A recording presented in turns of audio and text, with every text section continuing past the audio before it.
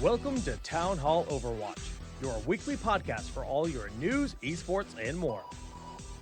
Hello everyone, and welcome here to TownHall Overwatch episode number 13. I'm Solid Jake, joined here this week with Ask Joshy and Spo, per usual, and of course we'll be talking about the brand new competitive play that has hit the live servers and all the rules that go with that. Then we'll be talking about all your esports coverage, of course featuring events that have just been announced, events that have happened, and some of those team rosters that have been shaken up. But before we get to all of that glory, Joshy, how have you been, my friend? I'm doing well. We didn't have an episode last week because it was your birthday, but we played a lot of games. And, yeah, we did.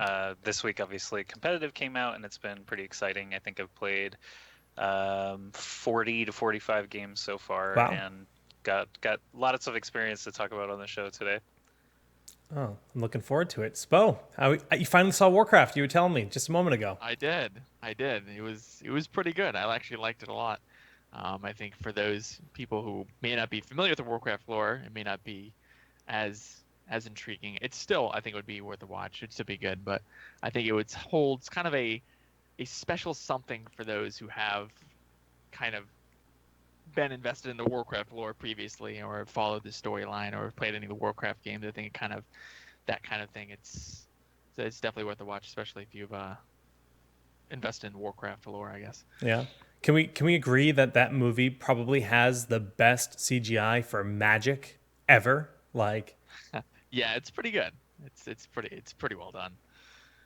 Well, what fantasy movies have really come close lately? Like The Hobbit didn't even really have any magic or anything. I mean, Harry Potter is the only thing that you can even compare it to. I think. I mean, the fight between Dumbledore and Slithery Pooh. I can't think of his name. Voldemort, yeah, Voldecoon. That's what I call him. Slithery Pooh.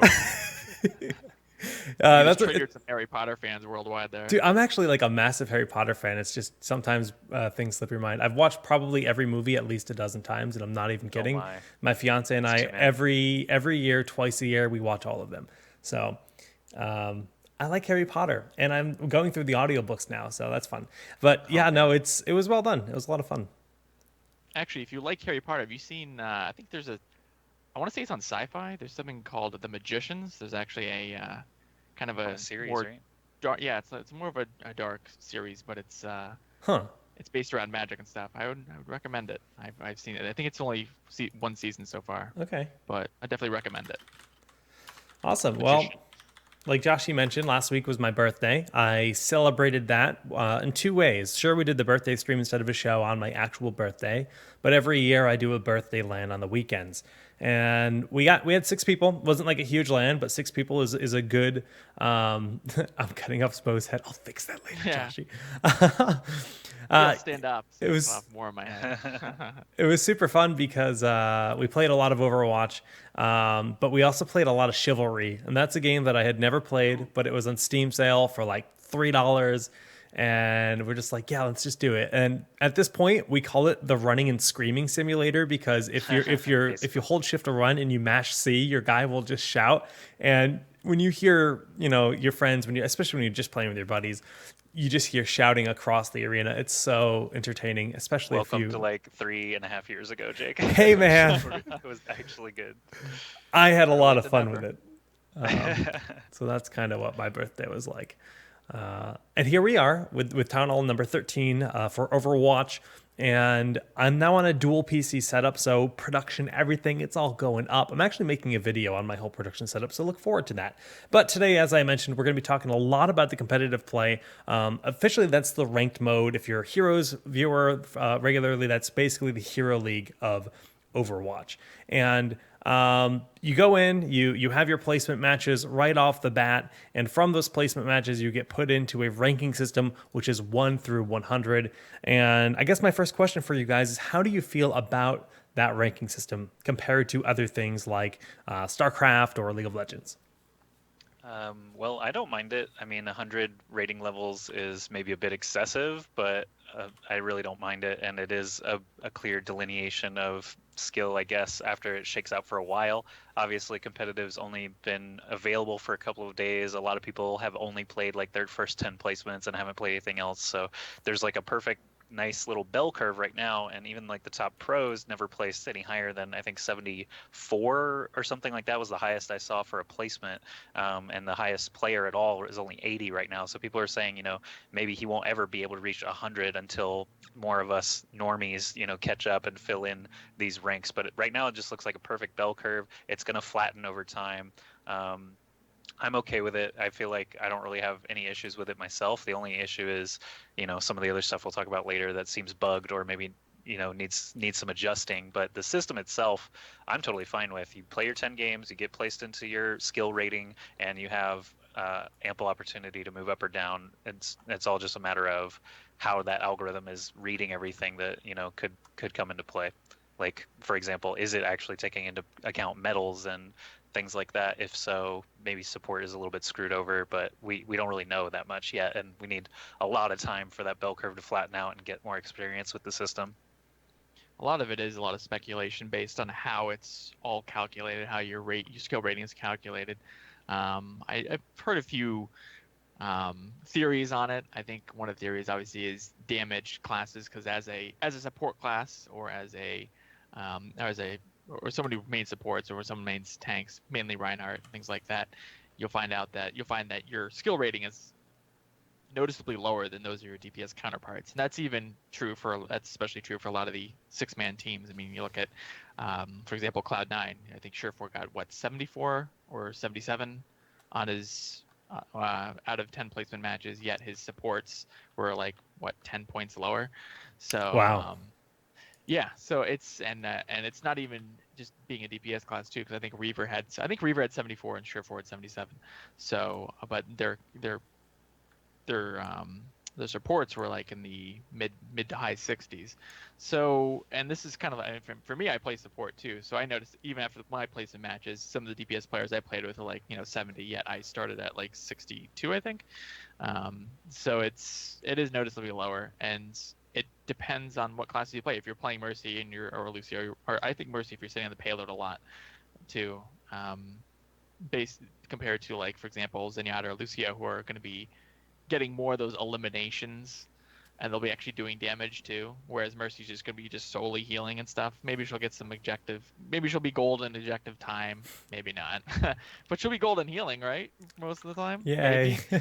But the thing is that a lot of it, some people say, hey, it counts on medals, or maybe it's people don't know how it's weighted yet, but it feels like if you have more medals, or if you're contributing more across the board, that you'll be doing better. So playing the Roadhogs or playing the Soldiers or even playing the Zenyatas or Lucios or something like that may give you more of a chance at actually getting more rating. Okay. But no one knows for sure. It's all theories. But I mean, if you're asking just comparatively to other game systems, I think I've said on this show in the past that my favorite system ever was Warcraft 3 ladder, because it updated live and you could go look at it anytime you wanted. Master Overwatch is kind of filling that gap right now. But there's 10-way ties at every single rank, or 100-way ties, or 1,000-way ties in my case. So it's not, it's still not that perfect system that I loved. But even Grandmaster, or what is it called, Legend in Hearthstone is better, I think, because you actually get that you are ranked this spot, and I have no problem with that. And competitive players really shouldn't. Yeah, competitive players really shouldn't ever have a problem with knowing exactly where they're ranked. And boohoo, I'm 3,744. Every game I win, I'm going to move up 100 or 200 or something like that. So it's not I don't think showing a true rating is a bad thing at all.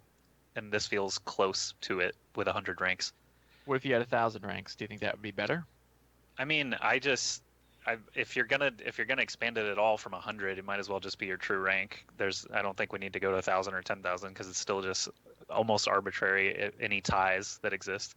So would you be in favor of like some kind of MMR system or something, where it shows Sure. your MMR or Yeah. shows your YOLO rating or whatever system they use?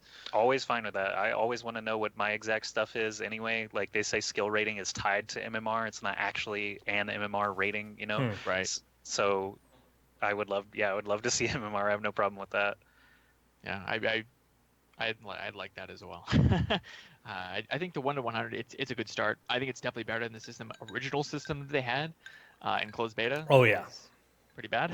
But yeah. I'm glad that they said that they'll be iterating on it over the next few seasons. So I'm hoping that they do eventually expand on it and make it so there's more differentiation between the players rather than just, kind of a 1 to 100 skill rating where you can be tied with, 2,000 plus other players or whatever. Hopefully they expand on that.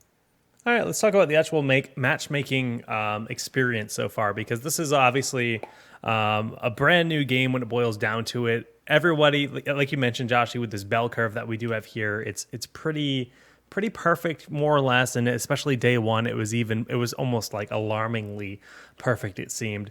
But most people kind of landed in the same spot, and it felt like in the games, I had a lot of games that were just really one-sided, and it almost like it almost seemed like the MMR didn't exist yet, right? Because I don't know. I think my first 5 games were just like no contest, where my team was just exponentially better.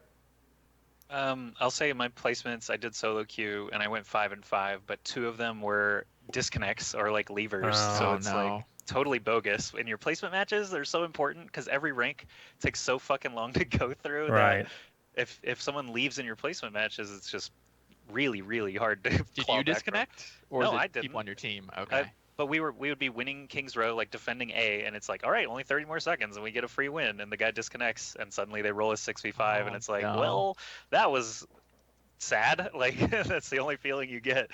But I don't know. I could have maybe won those games where there were levers, maybe not. Who knows? But it still feels bad. And but to your point about like being one-sided or not, I feel like placement matches were definitely like that. After I got placed, it was not so much. It was actually felt a lot better. So placement matches do feel pretty one-sided one way or the other. Even if you're like trying your hardest to carry, like it can just be impossible sometimes. Trying to feel out where you're supposed to be, so it's giving you like games that are maybe well below or well above skill level.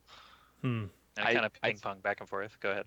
Yeah, because you mentioned about people disconnecting on your team, and I'd asked about you disconnecting too, because I know that even if you disconnect, like the way that the disconnects are set up right now is really wonky. They have it so that if you disconnect within the first, let me see if I got this right. If you disconnect within the first 2 minutes of a match, even if you rejoin, you still lose. It's something like you still lose full. It still credits you as a loss. Even if you go on to win the game, you still lose rating. Yeah, and obviously I don't think that's intended. Like, there's no way Blizzard's going to be like, well, of course it's like that. What is wrong with you people? so they have something to iron out. They have to iron that out pretty quickly, because even if you win the game, even if you rejoin the match and you're still there for the entire thing, even if it's in between matches. Like, even if, let's say you win your set, let's say, you're playing Gibraltar and, you're the attacking, defending side's down, whatever, or let's say you've just done attack, it's your turn to defend and people are choosing characters, you DC during that still counts. Huh. So even DCing during character select, like the game isn't even actually going yet, and you're still screwed, and you lose full rating. It's not like something where, if you're playing Koth, which is another thing I'd like to mention. Yeah, we'll get to it. Even if you're just disconnected during the character select, you're still screwed. So make sure that your Ethernet connection is very stable before you play ranked, or you're just gonna have a bad time. You're gonna be a salt factory if you don't tread carefully. Oh, that's interesting. I wasn't aware of that. Obviously, it's very different from quick play, where quick play, if somebody leaves, it's gonna backfill. Just the next person is just gonna be loaded on in, and they're gonna play in that game. And they've obviously tweaked that so that if you join a game that's almost over and you lose, you're not gonna be penalized for that. But in competitive, you go in with 6 players. Those are your 6 players that you can have. If you manage to force one of your opponents to rage quit, good on you. You now have a 5v6. But it's interesting. That's the best way to balance it, right? If people quit, they are They are penalized. I think they have Right. to wait until that game ends. I know is one of the rules.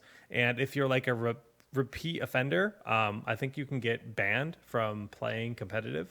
Like they'll For the just rest like of the season, yeah. yeah, for the rest of the season they're just It's like like increasing. yeah. I But think. if you keep doing it, they're just going to be like, no, stop. You're ruining other people's experience. You can go to quick play. And that's great. I'm glad they have that in place at least. I'm wondering. I'm just waiting for the first person to get banned for the rest of the season in competitive to make their Reddit post or something. I wonder if there's someone actually out there doing that, like actively trying to leave matches to see how many matches it actually takes. Someone needs to do that on a Smurf account. Just be like, just consistently leave matches and find out how the algorithm works. I'm actually really curious. Well, just ask someone at Kotaku to do it. That sounds like a dumb enough thing they would be like, Oh, write no. an article about. But yeah, I think we can talk about the King of the Hill thing now because disconnecting obviously sucks. But what actually sucks even more is winning a 30 to 45-minute match on King of the Hill and only getting like a sliver of XP, and then you play like Anubis the next map. Maybe you steamroll them and win in like 7 minutes, and you get like 6 times as much XP. I had a streak yesterday. I was on an 8-win streak where three of them in a row were King of the Hills, and it just felt so terrible. And I was like, I don't even care if I win this. Like, I hope we 3-0 because it's such a waste of time. And I always get tempted to leave, but then I'm like, oh yeah, leaver penalty. I don't want to do that. So it's King of the Hill it makes the grinding really terrible right now because it's not equitable with other maps and modes at all. It's silly. They said that they're going to fix it. They said that they're trying to find a fix ASAP. So I'm glad that at least Blizzard's on top of this. But it, for the first couple days so far, it has kind of sucked. Thank goodness Overwatch actually has enough players to whine and complain at every single inconvenience that Blizzard actually has to listen. It's a great Being thing on a certain Overwatch Discord has made us privy to some of that. So it's true. Yeah. Okay, so obviously that's something that they're going to be looking to remedy. Other than that, though, I mean, I think the design of everything, it's all very pretty. The way that they have the stopwatch in there, the way that they have the payloads, when you're doing a payload map, if you stop them on the point, you can see the visualization on the ground. This season will be ending on August 18th, but seasons in general will be every 3 months. So natural seasons, good and great. And I think we're all pretty happy about that. But one thing I think the community at large isn't so happy about is coin flip. And this is something that they've already stated will not be returning for season 2, but it's here now. And I actually have yet to experience it. I've only played my placements. I went 8-2, and like I said, most of my games are stops, so I didn't even get to experience the coin flip. But how does it feel? I mean, I've talked to like my buddy Kubi, who he finds it to be the most infuriating thing on the planet, and I'm curious how you guys feel about it. That accurately sums it up. That picture. Yeah, the picture. I like that picture. That pretty much accurately sums it up. But it's not mine. Courtesy of Papa Smurf on that one. My But goodness. the whole, I mean, like, I guess if you're a Hearthstone player, maybe you'll like the coin flip. I personally do not, and I know a lot of other competitive players that have kind of the same mindset there. Here's the biggest problem, and I remember that Jeff Kaplan was talking about the like overall players, or I should say teams winning on attack or defense is pretty balanced for the most part on most maps. Mm-hmm. But here's the thing: is that among the higher MMR players, the numbers are skewed. Okay, so people win an attack much more often. I think they said it was like 70% maybe. Don't quote me on exact numbers here. It was pretty high. So winning on attack was much more common than actually holding on defense. But for lower MMR players, it was actually easier to defend than it was to attack. So overall, it kind of balances out. When you're looking at different skill levels, it's not the same. So the coin flip definitely affects those players a lot more on the extremes. Yeah, so essentially to explain it even further, the only payload maps are actually affected by this coin flip. Double cap maps actually use a time bank system, and I believe that is what they said there will be changing the payload maps to is Yeah. a time bank system, which is I feel better about that. Hmm.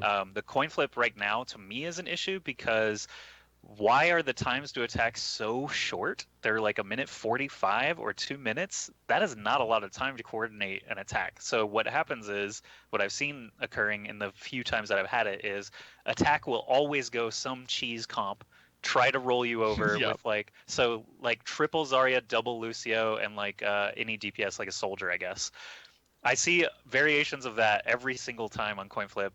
Triple just be- Winstons. yeah, triple Winston's very common because you have like no time. You have to get surprise picks, or you cannot break a defense in 2 minutes. Like it's just too hard. Torb, Bastion, Widow, Crossfire on any of those payload first point defenses is enough to like bleed so much time off the clock. You really only need like a Mei to contest the payload for a little bit on like Dorado and Route 66, and like that time is just evaporated. So I feel like that is the biggest issue now. I don't know how they'd landed on a minute 45 in 2 minutes. I think it should be a little bit longer just based on what I've seen.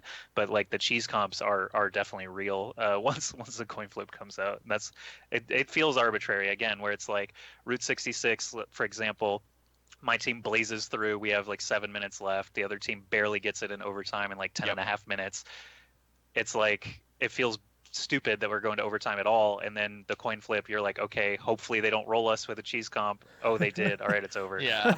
Oh no. Yeah. It's kind of weird. Oh, that's Not great. super satisfying, I'll say. How do you feel about the time bank long term? Because I feel like this is at least a intuitive solution to a new player who's hopping in and say this is their first shooter. The time bank seems easy enough to understand. And in theory, doesn't have the same kind of like anticlimactic sense to maybe what a stopwatch would do. That's what they've been so afraid of, is having stopwatch feel anticlimactic. It's almost the inverse. So yeah, the time bank is essentially the inverse of stopwatch, where if, again, just Route 66 example, let's say we blaze through and have 7 minutes left and they get it in 10 and a half minutes overtime. I don't even know how much time they're given for a time bank if they win in overtime, by the way. Is it like nothing? Is it like 30 seconds? I have no idea. But basically, if it had just been stopwatch, the match would be over already. You already know that you stomped them. Why are we going to overtime so that you have seven Right. and a half minutes and they have almost none to determine the winner? Stupid, in my opinion. Stopwatch is fine for competitive mode. Why drag these games out so super long? It doesn't They make get sense. really long. That's the problem right now. Like Jesse Cox, if anyone follows him on Twitter, big YouTuber, streamer, complained a ton yesterday because he played basically a 45-minute Volskaya, and it was determined at the end by basically just a 2-minute attack or whatever. But they fought for so long, and each side just kept going through, so they kept going tied, and it's like forever. It's silly, and that can happen on payload now. Once they change it from coin flip to time bank, that's going to happen on all your maps except for King of the Hill, which gives this much experience. Boy. Thoughts, Spo, on time bank? It's better than no time bank at all. I think it is an improvement. I know Blizzard likes to. They seem like they're trying to reinvent the wheel. Yeah. I feel like, maybe that's. I don't get me wrong. I like stopwatch, and I think it'd work. Obviously, it has worked, and it seems to be the mode that a lot of people want to go to. I realize that they're trying to find something that is. I don't know if it's something that's easier to understand. I feel like if they put the actual elements in to the game, into the UI, that stopwatch would be fine and people would understand it. It makes sense. They said that they didn't want people speed running the maps, yet we have time bank in. And that's what happens. Just put stopwatch in. It's still super fast though. If on King's Row, if they take A and don't take B, and then you take A and pass them in the first minute and a half, it's still over super fast. So they've already half the games are ending that quickly already, and then the other half drag on forever. It's arbitrary. I just don't think the 2CP format in general is great for competitive or great for esports or competitive. It's kind of the same thing you talked about with the overtimes, how people just kind of run cheese comps. Like when you're playing against top team, when top teams are playing each other at least. I know this doesn't affect the majority of people, but even cheese comp. Cheese comps affect the majority of people. Sure, there's a lot of cheesing going on, no matter what MMR you're at. But certainly it's more organized. I say more prevalent in 2CP at a higher at the higher tiers of play. You're going to get those weird rush comps. People will be more coordinated, things like that. And you're just going to get. I mean, if you've seen 2CP in tournaments at all, for those of you who've been watching tournaments, the 2CP maps are simply just people running cheese comps and winning Always 2-minute winning matches. at like 2-minute 3-minute matches. So I guess the timing can help on that. Like if you were like that might be actually kind of neat to see in a tournament, instead of just having the normal stopwatch, have the time bank, so you play the map. I mean, I'd rather just not see the 2CP maps in, but if the 2CP maps are going to be played in any kind of tournament format, I'd rather see them do the time bank, because at least gives teams a chance to do the map twice, I guess, rather than so at least you aren't just getting cheese once and that's it. You have to prepare for 2 cheeses or something, maybe. I don't know. It's interesting. I mean, you're right that maybe that if there's almost like a mindset and a build order that comes in place with that, if there is multiple rounds of it or something of that sort. But okay. I'd rather just not see it, but Yeah. if it has to, Well, they're not gonna I'd see the delete time maps from their ladder right now. Well, I mean, you could just veto them. It's not like, look at, I'll give counter, even Warcraft 3 had a veto system So where, does Star they had a Trek, map yeah. pool, but you could vote down maps. Like Yeah. none of the competitive teams want to play 2CP at all, ever. They don't want to play 2CP. Why force them to play it? I mean, you want to have them in those maps just in quick play, fine. You have them competitive on the actual ranked ladder, okay, fine, I get it. But when I give people the opportunity to actually just veto like 2 or 3 maps, so they don't have to play those maps. And I had a suggestion for that before beta even started. When I worked at Blizzard, a year ago, I said, do a veto system or even a favorite system. So, for example, you can thumbs up 3 maps. That's it. You don't thumbs down any. You still have the potential to play them, but literally just look at all the players' thumbs up, add them up, pick one from the top 3 of those, and you're very rarely going to have to play 2CP in that case where people are actively physically, showing their preference and not allowing them to surface. And that's what happens in StarCraft 2 and Warcraft 3, like you mentioned. There are a couple of terrible maps every single time that no one ever plays on ladder because the rest are just easier to play on, and more fun as a result. But yeah, the double cap problem still exists because, again, the analogy that I always go back to is you're essentially at high skills. You can assume that you're evenly skilled with another team that is essentially down to coin flips. And when they butt heads, every time you're each flipping a coin, you're expecting defense to win every single coin flip. If offense wins even one, they take the point. So that's why it's so ridiculous and often so quick. Even defense can hold once, maybe twice. That's really good odds. 3 times, then the defense is probably better team than the offense. But that 4th coin flip, they lose the whole game, and it's dumb. But we don't really have too many solutions to that because we'd rather just not play them. But I have heard like gated deaths. Gated deaths is a thing that could still happen where it's like on 2-cap offense, people all respawn at the same time rather than trickle out or whatever, because maybe it slows the game down a little bit and gives you more time to prepare for example, point A rolling into point B with their ultimates as they've already stomped you out at A. They have an even better chance of stomping you out at B because they've built so much ultimate. But I don't know. It's a fundamental mode problem. It's not just the maps. Like they could even. What do you think about making the maps longer? Something like that. Like not even just moving the spawn points around, but actually build in some more terrain on these things, make them a little more interesting. I don't know. That's all I got. It would be interesting as well. That would also be cool to fight back progress, like payload. If you take over the payload, it starts to slowly roll back. Sometimes that can be for the whole rest of the game. Capture point could also possibly benefit from that. It's interesting. We'll see what they end up doing. Obviously, I mean, they're going to make the small tweaks for season 2 with those game types, but I think everything else feels pretty darn good for competitive play, like King of the Hill.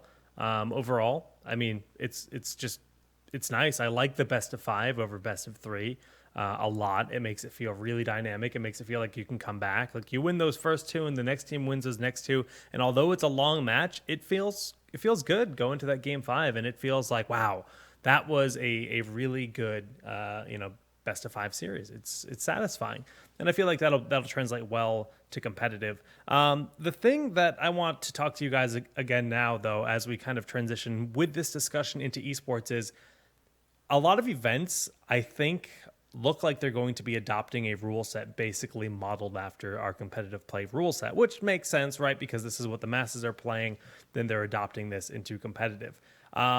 Considering that we've had a lot of different rule sets that exist for the variety of events throughout the beta and now in the live game, are you guys worried about this? And do you feel that Blizzard's just kind of like saying, no, this is what we want, and this is the partners of Blizzard are going in with that?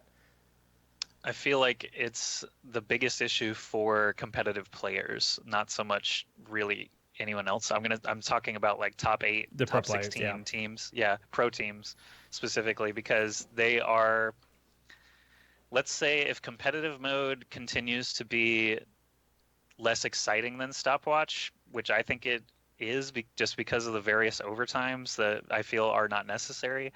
Like King of the Hill, you're talking about how good it is to get to that game 5. I love it because I know that it's going to end after round 5. It's not going to it's like we will have a winner here, and it's not just an arbitrary whatever the fuck result at the end.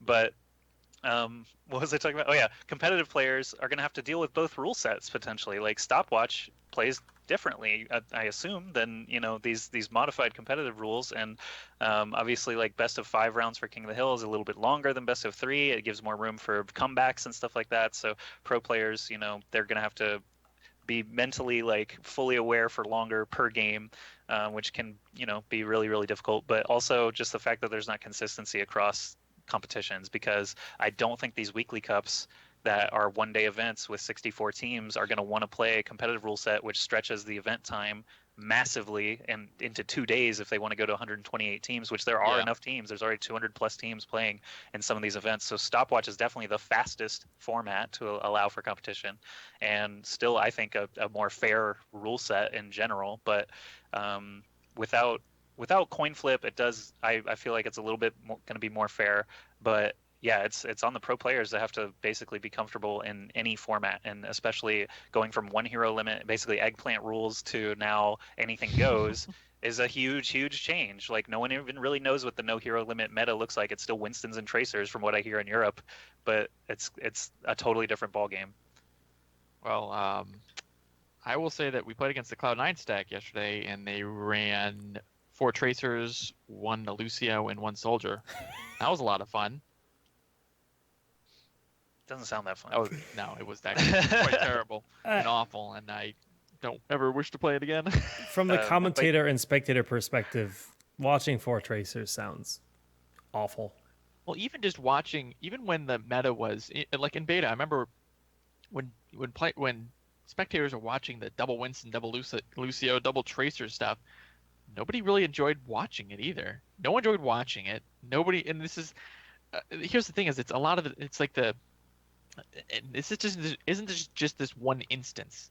There's a lot of comps like that, and people are just like, "What am I watching right now? Like, I'm just watching monkeys like jump around, just holding down M1, and watching Tracers zip around all over the place, and that's it. It's hard to follow. It's hard to cast. Spectators don't like watching it. Players don't like playing it or playing against it.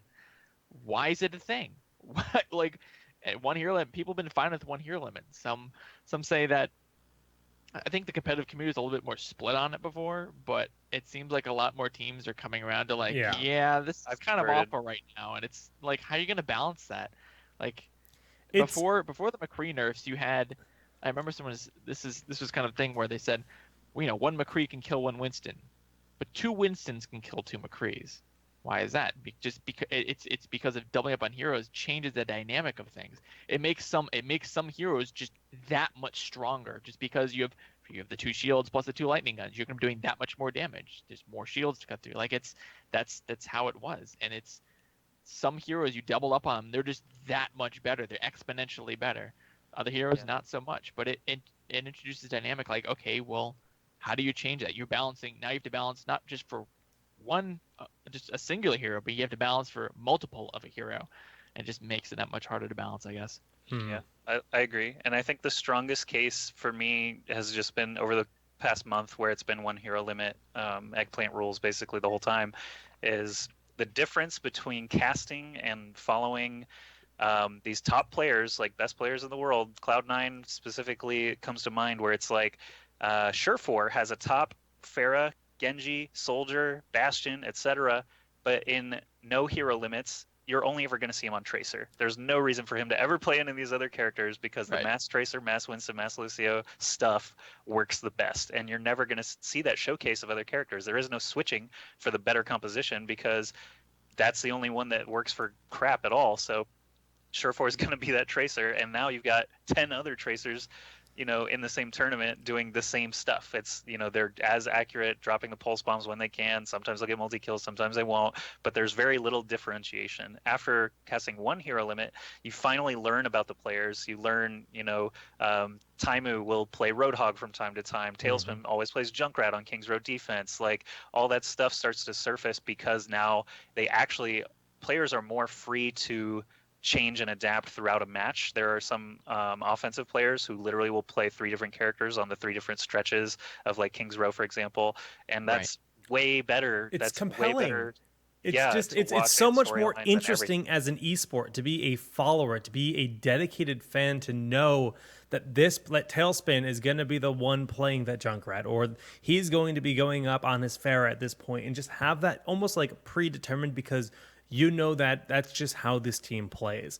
But when you throw those rules out the window and it's just chaotic, where, like you said, they're just going to have the 4 tracers because that's the optimal thing to do on this King of the Hill map, it becomes so much less compelling, and then you almost have to change the way that you broadcast the game. It almost becomes like, honestly, I find the game infinitely more enjoyable to consume when you're watching that first-person point of view because you're seeing that person execute their play firsthand. You're seeing him, do that perfect rocket jump, whatever.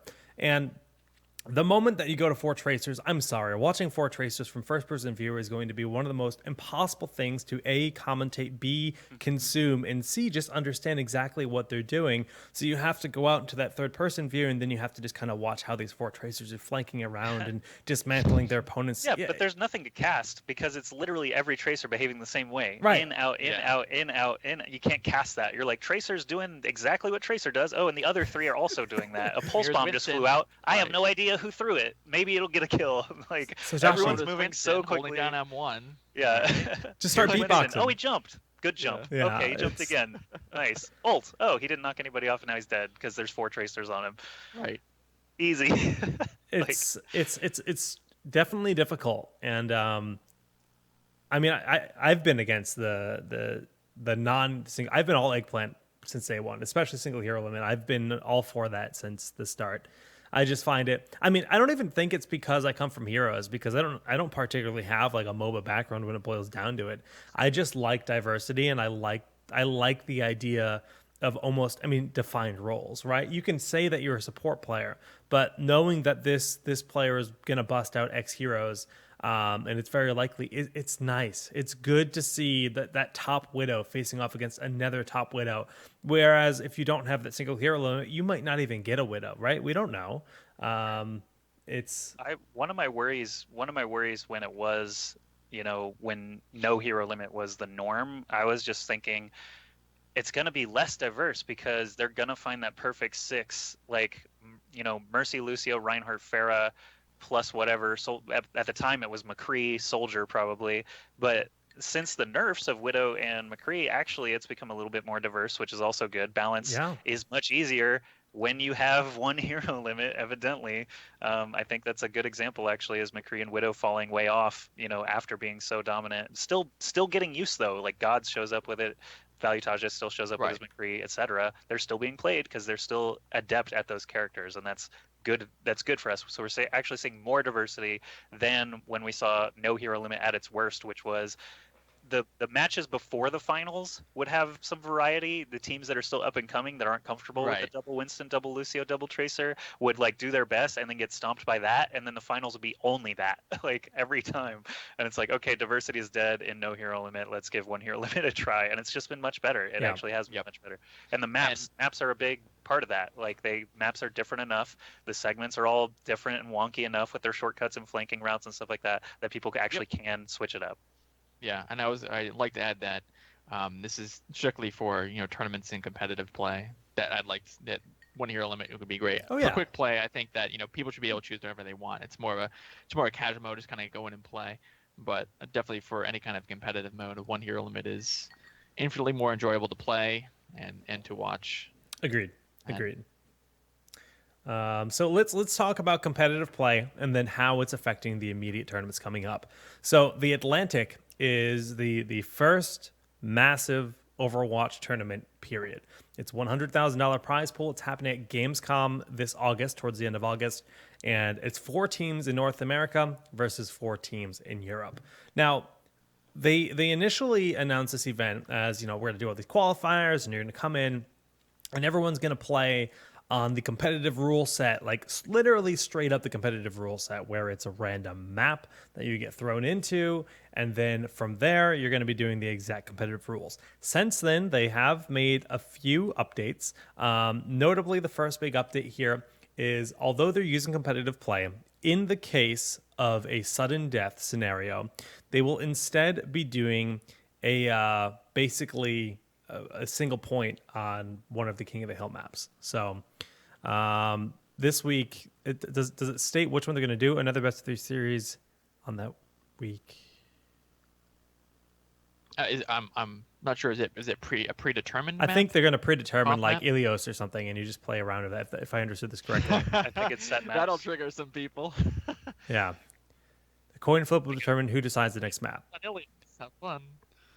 They got to show off the game. So I mean, if it is Blizzard behind it saying we want to show all the maps, no maps removed, then set maps is a good way to do that. Because otherwise, if you leave it in the player's hands, they're never going to pick double cap maps or Ilios or Route 66, it seems. So. Dude, actually, we have seen Ilios. You guys have been casting turns. We have seen Ilios a couple times throughout the last couple weeks. That's not entirely true. That's true. I John know. had a fair few. Right. So there have been a couple, but it's mostly during the best of 5 series where you have the best of 3. I don't think we've ever seen Ilios in the best of 3, have we? It's only the best of 5. Yeah, where's pretty the much longer series where they ban out something ridiculous. I understand why people hate the map, but since I play a lot of Thera Lucio, I enjoy knocking people off maps, dude. It's satisfying. Thumbs up Ilios. I like environmental kills. Yeah, I do. Ilios is the place. I think I misunderstood this when I initially read it, though. It says, in case of a tie on payload, hybrid, or assault maps, the automatically starting sudden death is to be ignored. Instead, both teams will be awarded 1 point. And if needed, the next map is to be chosen by the team with less overall points. If the series is tied, a coin flip will determine who decides the next map. If both teams are tied after 3 of 5 maps in a best of 3, respectively, another best of 3 series on that week's predetermined control map will decide the winner. So it's a little bit more complex than I had initially explained it. That's actually good, because doesn't that cut out all the coin flip and time bank situations? It does. Yeah. Okay. I like that then. That's stopwatch then. That's stopwatch withdrawals. Yeah. So not competitive mode, or like I guess they just maps will still be they're playing on the competitive rule set, right? When you create a custom game, there's a competitive rule set. But the moment that a sudden death happens, they're saying ignore sudden death. They just remove that. So that has been. I heard coin flip and I got triggered a little bit. Yeah, coin flip. Yeah. Spo, do you know about the old coin flip at DreamHack? They had a coin flip tournament because. Oh God. Hold on. So this player Bishu. This player Bishu was in a situation at a DreamHack where literally they ended up playing so many games and kept beating each other like 1-1-1 that they took it to coin flips and Bishu lost. So they ended up obviously with such a huge fuss where it's like, play more freaking games, you assholes. But Bishu lost DreamHack on a coin flip and he's playing StarCraft 2. So it was literally actually flipped a coin. Literally walked on stage, flipped a coin. It was so infuriating and so bad for esports. DreamHack decided to make it up to Bishu. They would invite him as the final boss of a coin flip tournament that was like $1,500 or something like that. So Bishu was like automatically in the finals, and then all these other StarCraft 2 players, they had like a round of 16 bracket, and then coin flip, and Bishu won the coin flip tournament like 4-0 or something like that in the finals. But yeah, that's coin flips always remind me of like 2011 StarCraft. Is there like a YouTube of this somewhere or something? Probably, yeah. I'll try to find it. You guys keep discussing, and I'll dig it up. That was a dark time in the world of esports. It was. I don't know if I'll ever forget those moments, but yeah. Overall, I miss this. Yeah, it was probably 4 or 5 years ago at this point. But yeah, 2011. Like it's one April. of those things that you feel like even if you're like involved in a different esports community somewhere, you hear about it. Yeah. You know, somewhere down the line, someone mentions it. I feel like even though I'm not invested in some of the other esports scenes, you still hear like the big stories still break, right? You still hear about Savior or Light from StarCraft 2. You still hear about the I Buy Power thing from match fixing or whatever from Counter-Strike. You still hear like some of these big stories, but I feel like this is one of these big stories I feel like I should have heard about. So this is cool news. Maybe I don't know, cool. Maybe disheartening. I just a better word. I just got clarification for the tournament because I found like the tournament page for it on ESL, so I'll link it to your, I guess, DreamHack, sorry. But basically it's 10,000 kroner, which is Swedish monies. They actually did play StarCraft. They played StarCraft, but it says every second round in the single elimination bracket will be decided by a coin flip, and Bishu was seeded into the finals and ended up winning. So they did still have to play some StarCraft. God, I've always found the DreamHack website to be the most confusing thing ever, and this is why. What is this? What am I looking at? Just says DreamHack 1,000 times on this one page. I know what website I'm on. Jesus. I wonder who is behind the coin flip. Was that actually? Really? Why does it say DreamHack 4 times? Was that DreamHack behind the coin flip? There wasn't like. Yeah, it was DreamHack rule set. All right. Yeah. They did that themselves. Imagine if it was Jeff Kaplan. No. That would be crazy, Spo. That's some Illuminati stuff right there. All right. So what are we talking about? Okay.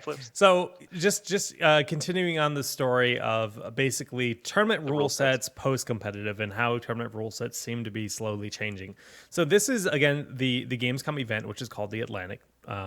And they announced those are the qualifier rules. They just took out that sudden death element, and they're taking that into their own hands. For the rest of it, though, is going to be played on the competitive rule set, which I think is good. But they also did go to mention, ESL Sean tweeted out on Twitter that they will in fact be going through these qualifiers, examining basically how these go, and the Gamescom actual rule set, the actual 100K tournament might have some changes. So it's not finalized quite yet. But for the qualifiers, that's what they're going forward with. So I think that's good news. Obviously, this is not only about the prize money, right? This is, sure, a 100K event, and that means a lot for the teams. But I would bet money that this is going to be the first event that is really Blizzard sanctioned. I think it'd be, I think Blizzard will probably be promoting it a lot too. I mean, not that the other tournaments haven't had a lot of promotion in general, but I think that it's one of those tournaments where, since it seems to be the first real premier tournament, that it's going to be. Right. Blizzard will be pushing it a lot more than some of the other previous events. And Gamescom is kind of like the BlizzCon of Europe in a lot of ways. Blizzard usually goes all out with Gamescom. Like last year, Legion. Okay. Legion was announced at Gamescom, not at BlizzCon. Or maybe that was 2 years ago. But like Blizzard always takes Gamescom very, very seriously. So, I could easily see them not only putting this on Battle.net, maybe it'll have in-client promotion. Yeah. That's something that Heroes just got, but maybe they'll be doing that for Overwatch. And there might be a stream on the launcher or something exactly, like that. Right? But I could also see them being like, oh, here's our next hero, or two or something at Gamescom, right? Because they're not, again, if they have new stuff to show, they're going to treat that, they're going to give their European fans, that experience, accessibility too. That's so far though. It's like late August, isn't it? To get a new character? I hope not. I hope it's not that late. Who knows, man? It's the end of August. How many characters would you like to see released a year? A year? I would say one every 3 months would be fine. Clip for me, like every season, a new character could be cool. All right, that sounds reasonable. I mean, obviously they would have to cap it after like 2 years because then we'd have way too many characters. You think so? I think like, what do we have now? 21. So if we add 4 more in the next year, 25, 29. Yeah, I think one every 3 months is probably a healthy clip. I'm with you on that, actually. They don't want to flood it. They don't want it to get too complex, especially because like Right. if you bought the game and you own the game, and you come back to play after putting it down for 6 months, and then there's like 6 new characters, that would be a Yeah. challenge, right? New maps also are really huge in this game too, so I Yeah, expect them to kind of pepper in as well, not just new characters. that'd be Mhm. cool. And even if they just add As skins long and as they're stuff, not you two just got to CP keep people maps, happy. right? Oh, Hopefully not. jeez. Maybe all 2 CP maps. Oh God. We heard your feedback. Please no. But I think that's all good news seeing that. But let's kind of go to the other side of things. For a lot of the other events, well, let's just notably we know that I think Gosu is still going with their own rule set, single hero limit. They have made no changes that they've announced so far. But ESL also just announced that they're going to be launching a Go for Overwatch tournament series for North America. Now, Europe's already had Yep. one going for several weeks at this point in time, but North America is getting their own Go for starting this Saturday. And basically, that's just straight up competitive rule set. There's has been no additional rules put in so far. Like maybe they'll go ahead and copy what the Atlantic's doing because again, it's the same organizer at the end of the day. But right now, this is straight all maps enabled. There's no single hero limit. This is just straight up the same rule set as games come. Now, through that, through those Go for Cups, does that help you? Does it help seed you for the Gamescom qualifiers as well? No, No, I this think is it's totally So it's separate. different. so Weekly series into a monthly final. right. Basically, the way Go For works is there are 3 weekly events. You earn points in those weekly events, and those weekly events earn you a spot in the monthly. Generally speaking, those monthlies usually have a pretty decent prize pool. A Usually, few it's like grand, usually. yeah, yeah. Okay. And then the weeklies have small prize pools generally. I'm not sure what they're going forward with the prize pool for this, and obviously it changes over time based on who's sponsoring. This is sponsored by Thermaltake, so right now it has a mouse listed as a prize pool. Usually there is money, but I don't know if there is for the first season. I'm not too sure. So how do they determine seedings for the Gamescom qualifiers? Then? There's qualifiers happening for that. So they're actually No, there are taking qualifiers. seeding. But how do you determine the seedings? They're using events that have already occurred. So Oh, okay. I believe They're I've read that somewhere. Let me confirm Yeah, that. it's probably ESL eyeball check and not like a Ghost of Gamers hard and fast anything. Right. Okay. Interesting. So right here it states for this is again for the Atlantic eligibility for the qualifiers. It's going to be all teams from Europe and America. Need to be eligible to participate. The residency determines which region your team belongs to. So permanent residency or proof of pending permanent visa application is required. So I think this would mean that I don't know where this would put Envy. I think they're probably the big team in question as to whether they land as NA or EU. They're 5 Europeans. I think we got some clarification on that, and it was I think it was still up in the air actually. FaZe has 3 European and 3 NA players though, and they asked and were told that they could choose a region, whatever they played their first qualifier in, they would stay in. Okay. So I actually think it is residence based. I'm pretty sure Envy is going to be NA. Okay, since they are in North Carolina. Yeah. Interesting. And yeah, so that's what we know about residency. But for some reason, I thought there was something else pertaining to actual basically seating for the qualifiers. But we know the qualifiers are starting soon. They're going to be on Wednesdays for North America. This coming week. It's already, it's next Wednesday week. and Thursday for North America, and Monday and Tuesday for Europe. It's split up into 2 days. Wow. Yeah, lots of action. Should be cool. And from there, they actually have they'll have coverage commentated by Jason Kaplan, and then D-Man and Uber. It's a qualifier for a qualifier, actually, technically, because there's 4 qualifiers, and the top 4 teams for each of the 4 qualifiers get into the regional qualifier. That's true. of 16 teams, and then the top 4 teams from that go to Gamescom. So you'll see 4 from NA and 4 from EU at Gamescom. Interesting. And none from Asia. Yeah, I wonder how they'll do that eventually. It's not the international, Joshy. It's the Atlantic. I'm assuming eventually it is now. They renamed it. It was just Gamescom. All right. Anyway, how is Asia going to integrate? We have no idea. And on that note, I'm actually a little bit worried now that we still haven't heard anything about BlizzCon and a World Championship system. Like, it's getting pretty late. It's getting pretty late here, guys. Tomorrow's July. I have a question for you guys. Have they announced that for any of the other Blizzard games? Yeah, all of them. All of them have a championship already announced for BlizzCon this year.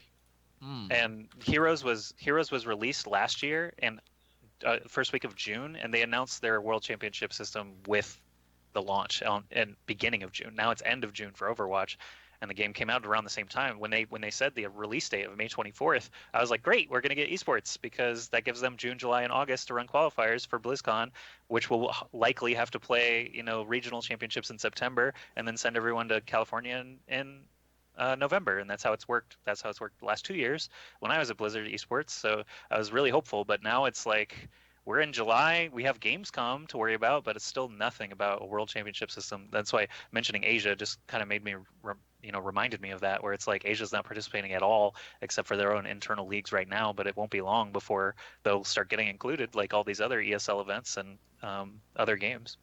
I know the first time that Hearthstone appeared at BlizzCon, that's actually the first time I went to BlizzCon.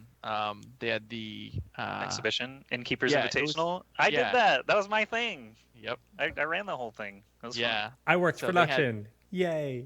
Yeah, so it wasn't something that you can qualify for. It was something that was just kind of put on. But an invite. Now, Joshy, but that was also before the game was released, though. Right. And the Heroes exhibition was also before Heroes released. Right. Yes. Right. After release, everything's had a championship. Right. This is true. Which is interesting because, I just pulled up the Esports at BlizzCon, page that they have, the official website, and it's got the World Championship for WoW, the World Championship for Hearthstone, the Global Finals for StarCraft, and then the Fall Championship for Heroes. And obviously, this is something that's easy to just throw a Overwatch logo in there, but it's like you mentioned, it's getting quite late, especially if they intend to run qualifiers, even if they were to pick up something and announce at Gamescom and immediately start doing stuff for Gamescom, it's going to be pretty quick because end of August, that gives you 1 month to get all of your qualifying teams realistically, because especially if you're doing global, then you need visas. Time to get visas ready. You need to do all of that. And that is not a simple process at all. And they're well aware of this, considering they already run 4 world championships. The only thing that I can think that might have been like, maybe we won't do a full-on event this year is like maybe they don't have space. Like, look at BlizzCon. It's jam-packed already. So they're already doing the pre-week, and they've been doing that for the last 2 years now, and it's a mess. Like, having to get all the players to Burbank 11 days before the frickin' championship, and then half the teams don't even play at BlizzCon. So it's like, what did we work all year for? To play in the tiny Burbank studio and lose to the world's best teams? Like, it's a slap in the face, but it's like they still haven't, they haven't had time to make anything else. They already announced, those other 4 games already at BlizzCon for their championship. So unless Overwatch, Overwatch could have a standalone event somewhere else in Anaheim. There are other, tourist attractions there. Disney Ballroom is something that Blizzard regularly uses for their holiday party and could be a fine tournament venue. I'm not kidding. So that would be pretty awesome, I think, and it's very close to the convention center. But anyway. Just for anyone that hasn't been to a BlizzCon, let me just lay out the layout for you very quickly. They have the main stage, which is an entire hall. It's just a stage where they do all the concert and the opening ceremony, the closing ceremony, and everything. It's an entire hall. The next hall is, generally speaking, a Hearthstone right next to it.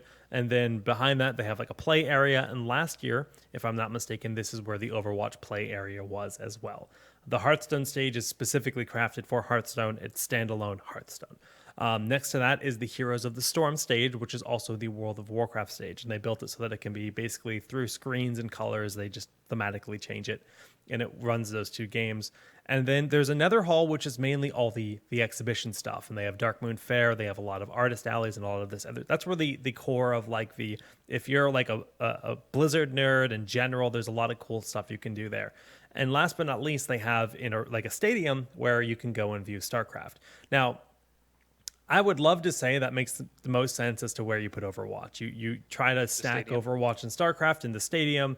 Again, this restricts the airtime available for those individual games, but it's the same deal for Heroes and Warcraft already. Hearthstone has a very specific stage, and it's kind of hard to split up, unfortunately. Yeah. So they will get preferential treatment. But the hard thing here is, how do you make that stage look good for a 1v1 game and a 6v6 game? And I think that's a challenge. It is a challenge. I will point out, though, that the Heroes WoW stage that you just discussed actually does have 6 PCs per side. I know. Because they allowed for one WoW team to be playing their match while the other was warming up next to them. There's a divider. Yeah. Can be used for Overwatch, clearly, because there's 6 on each side. So when they built the stage, I think it was only 2 years ago, that was a condition, was to minimize downtime, allow players to warm up on stage. As soon as one match is done, you cut to the next one because they're already plugged in and warmed up. Overwatch can function there. So what could happen is WoW gets reduced or moved to a smaller stage. You have the hall that you're talking about with the community corner, and like the Diablo Tavern is also where the WoW new content play area is. There's a stage there for panels.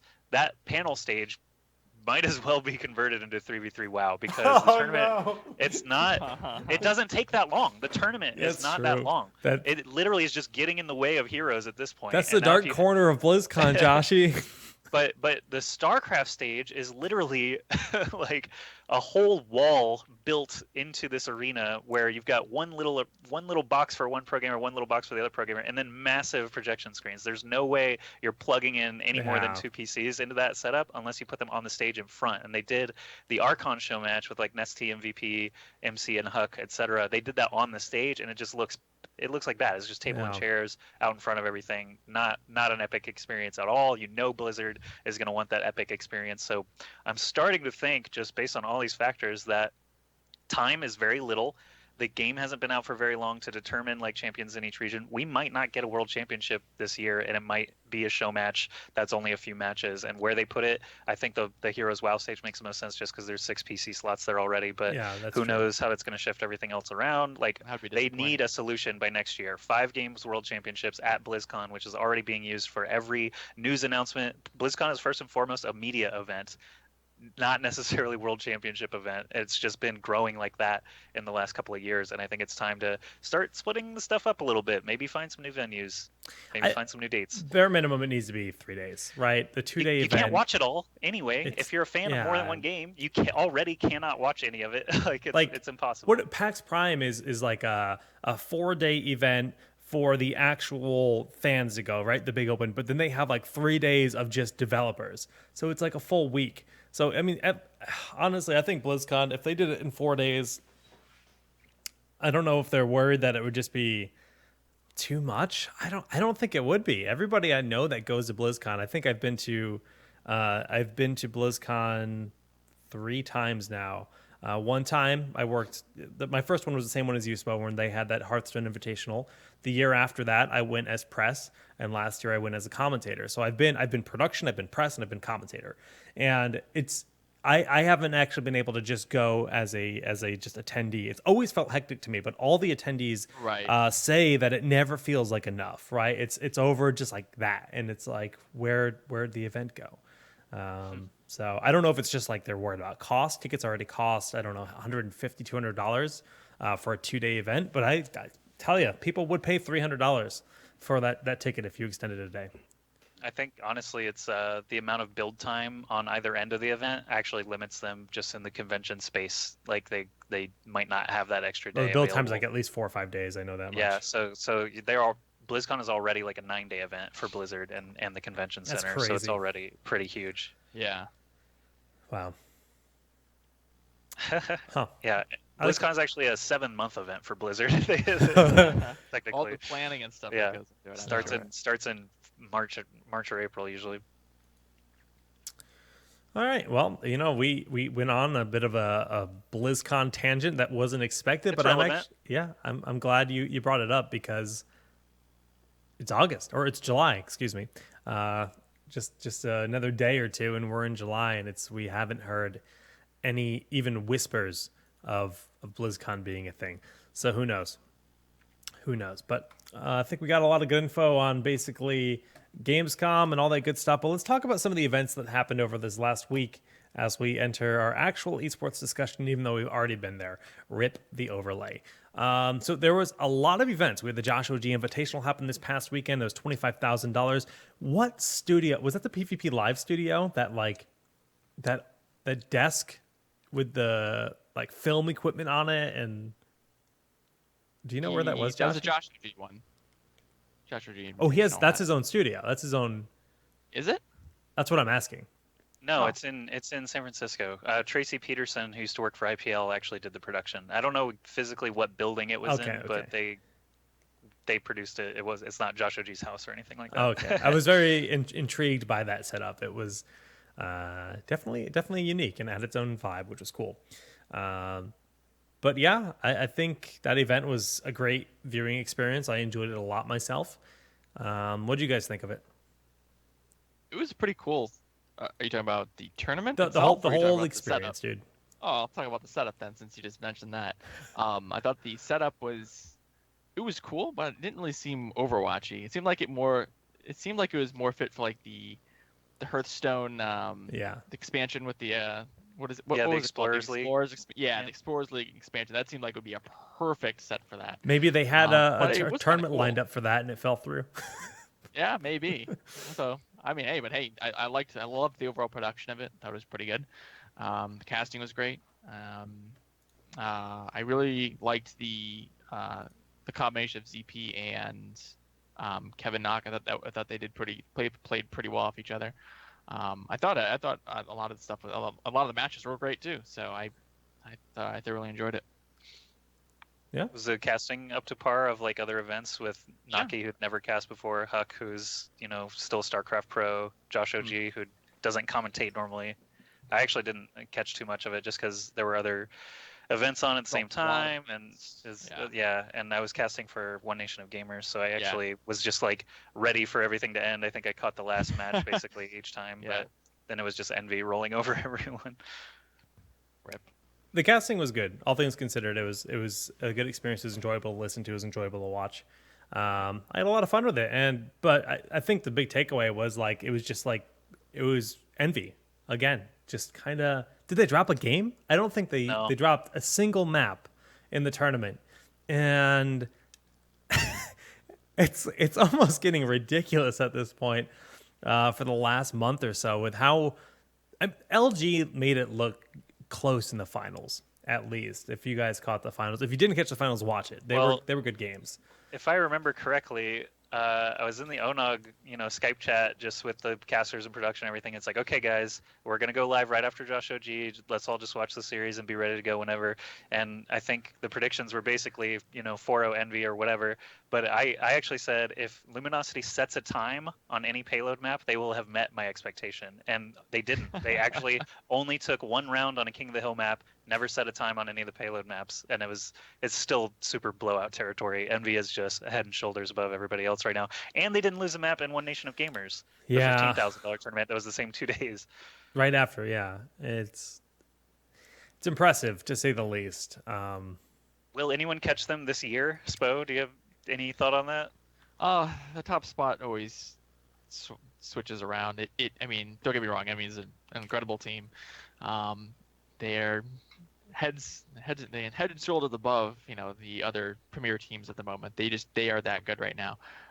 But that can always change. The meta can shift, and things can obviously change. We saw it during the the hit scan era. I guess we can call it the hit scan era. The double McCrees and the widows and stuff.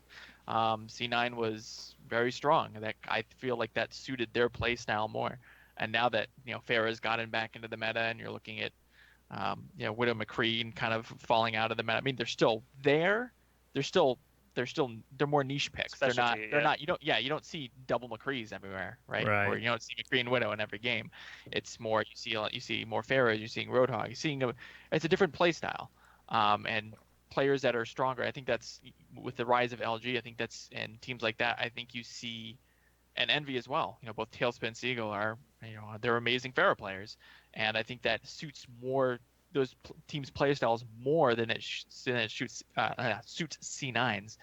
So I think that's kind of plays a part in it as well. And you can say things about practicing too. I know C9 had they went to E3, was it? E3 was middle of June. Yeah, I was there for that. Yeah, so I know they went to E3 and they had some other. I don't say they had something else, but they've been traveling a little bit too, so they've had less time to practice. Yeah, but, I mean, they've been a little bit less on the grind in that regard, but. And but meanwhile, Envy is all living together. Yeah. Envy But just moved into that new happens. Yeah. That's actually what I wanted to ask you guys. Is this, coming with a lot of presence in heroes for the last couple of years, the first team to be truly dominant for an extended period of time was Tempo Storm. Tempo Storm was actually also the first team to get a proper team house and all live together in the same environment and have that practice routine down and have that same level of bonding. How much of a factor do you think that is? Like, sure, they're beating everyone, but do you think it would be this case if they were living in their own individual homes? I mean, it does help. I'm not going to say it doesn't help. It does help to be able to either boot camp play on LAN or boot camp in person. It's easier to go for VODs and stuff. I'm not going to say it's the end all be all. I'm not saying that you need to have a team house.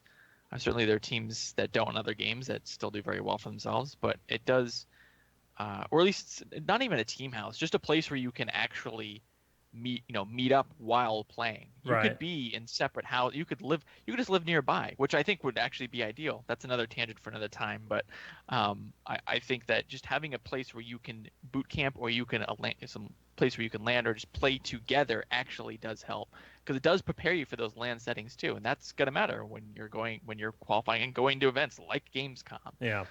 That's gonna matter.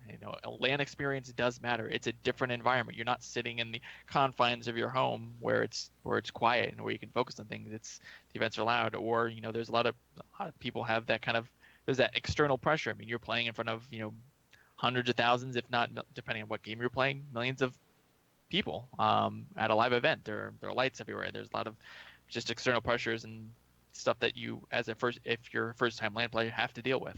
The LAN jitters, as they say. But there's a lot of different factors. But I definitely think that having a place where you can meet up, some kind of team house or such, does help. Yeah, you actually get more communication out of it, which is obviously very important in a 6-person team. Talking online with people, obviously people are going to hold their tongue. People are going to mute their mics and scream at you from behind their monitor. In person, you learn to deal with that shit way differently. You learn to deal with every little, you play a scrim, someone does something wrong. You can literally just walk up to them and be like, hey, Mercy, what the hell are you doing? And they can see in your body language, that they want you to improve. It's not like they're mad at you and battling you or anything like that. Online typing shit, you never know what to convey. Nothing is ever conveyed in text alone. So you get a stronger communication, more trust with your teammates, and trusting your teammates is so enormous in this game, because if you're an offense player like Tailspin and you're Pharah and you just want to go in all the time and dunk on Lucio, dunk on every Mercy that you see, you have to know that your team is going to keep you up during it and that the tanks are doing what they're supposed to do. Whoever else is helping you in the back line is where they're supposed to be. And you build that trust over time with experience, communication, all that stuff. And that being said, I think that Envy has a bunch of players who are mature, and that is obviously a huge part of it. We had, IDDQD days. They played 57-0 matches, 4 of them together. They've already got a ton of experience together. Mendo and Tavik were the ones who ended up leaving the team, despite winning every single match, because maybe the maturity levels are a little bit different. Mendo's only 17 or 18 now, I don't know, but basically he's kind of a wild card still, whereas all the rest of these players are adults. They can live with another person and not go crazy. Like, the Funyun story, obviously, from the team that you mentioned, is something that is stupid, but ended up being a huge problem. And that's, That's the same as it's been for StarCraft 2 team houses. Not every player is comfortable living with other people. You've got Firebat, who's like the world champion Hearthstone player from a couple years ago, ended up moving out of his team house and actually changing teams because the living environment, he couldn't deal with it. Like, it's just not for everybody. But I think Envy has a great combination of respected, not respected, respectful players that can actually communicate with each other, not hurt anyone's feelings, and just continue to improve. And that's like glory combination for them. I think they're going to be untouchable for a long time as a result. So somebody in chat mentioned that they don't think, I think it was Garu Gaming said, they don't think that Envy will be as dominant without the single hero limit. Do you guys, how do you feel about that? Do you agree with that statement? Or do you think Envy's... I disagree. I think Envy's just hella good players that are going to adapt fine. And they have, again, that perfect situation to be able to improve together. Does it make them more cheesable? Sure. Yeah. There's more ridiculous combinations can come at them. So it's definitely a yes there. I would say that it depends on the maps too. I think because if you don't have the one hero limit on Koth, for example, you're going to see the double Winstons or the double Tracers and things like that. And I think that kind of play suits some teams a little bit more than others, I guess. I think that Cloud9 does. I think that double Tracer would be better for them than playing Pharaohs and stuff. I'm not saying that Reaver or Surefour are bad Pharaohs, but there are differences between. I think there are differences between Surefour or Tailspin on Pharah and Surefour or Reaver on Pharah. Likewise, I think that there is a difference between Reaver or Taimu on Widow, and then other really good Widows. There are some people who I think people are just better at some classes than others. Like some people just have heroes that or champions that they're really good at, that they're the best at. I mean, there are. I don't think that there's, and I think that just suits them better. Honestly, I don't think it's because they're playing Winston or whatever. But I think it's that kind of some characters some players are just better on other characters than others. I mean, arguably, it's just that like the hero pool is potentially just better fleshed out on the side of Envy. But I think I agree with Joshi though. Even though C9 might excel compared to Envy in that environment, I think Envy might just be the better team individually anyways. So I don't know if it'll matter. They're going to be able to combat that. I just think the hardest part is what teams are able to figure out the strats, figure out how to counter certain strats, figure out how to predict their opponents, and just be prepared for those King of the Hill maps and so on and so forth.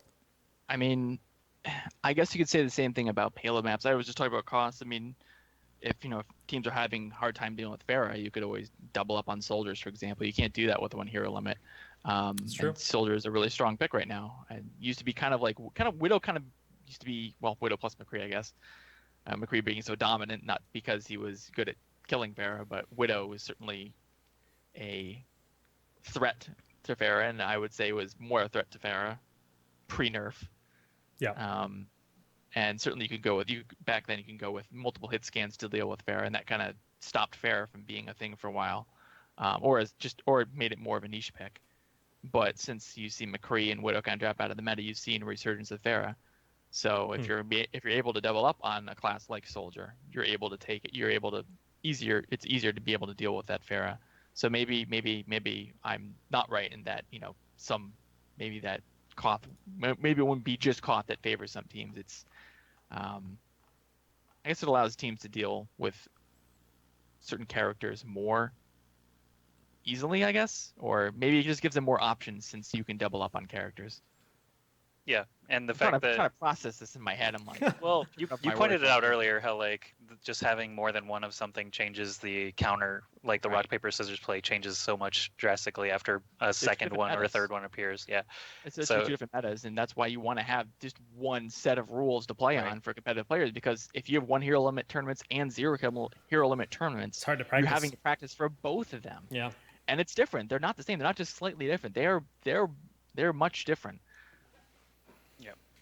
So while we're discussing like results, obviously Envious trounced everyone. But now we've seen actually a shakeup kind of in the second tier where Cloud9 maybe has lost some stock, Luminosity gained some stock, NG Red gained a lot of stock just in the last like few events. But Spo, you mentioned specifically you wanted to talk about what happened to NG Red in the Josh OG Invitational this past weekend. I'll let you take the reins on that. Well, during the tournament, it was the last day of the tournament, and there's only 4 teams left. I think NG Red is supposed to play Luminosity, but one of their players was not present. And their sub, they had a sub as well, but their sub, I guess, had left the team. Yeah. So my clarification on that is when Josh OG asked for rosters and everything, Exion was on the roster as their sub. In the days before the tournament, Exion said, "Screw you guys, I'm out of here." And so when the time came, they said, "We don't have a player, and our sub will definitely not play with us." So that's kind of what happened. Here's the thing: is that their player Wolf was the one who was missing, and he just